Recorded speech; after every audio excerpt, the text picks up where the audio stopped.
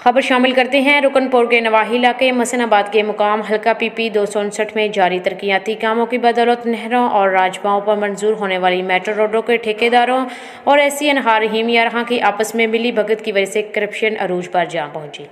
कौमी खजाने को करोड़ों रुपए का ठेका। सांगी माइनर रुकनपुर से ठेकेदार मुजम्मल और महमूद माइनर मसनाबाद मेट्रो रोड के ठेकेदार साजिर कंस्ट्रक्शन कंपनी ने नहरों और राजबाओं में कई मीलों तक गहरे गड्ढे खोद डाले और किनारों पर मौजूद लाखों रुपए मालियत के कीमती दरख्त उखाड़ कर गायब कर दिए। अहले इलाका मोहम्मद वसीम, मोहम्मद हुरम, अयूब अहमद, मोहम्मद राशिद, फ़हीम अहमद, रसूल बख्श, मुख्तार अहमद, इकबाल हाँ, सलमान अहमद, मोहम्मद हसन, बिलाल अहमद, मोहम्मद एहसान, ज़ीशान अहमद, समीउल्लाह, मोहम्मद बख्श और दीगर की महकमा अनहार और महकमा जंगलात के ज़िली सरबराहान को कई बार निशानदही करते हुए शिकायत करने के बावजूद कोई कार्रवाई अमल में न लाएगी।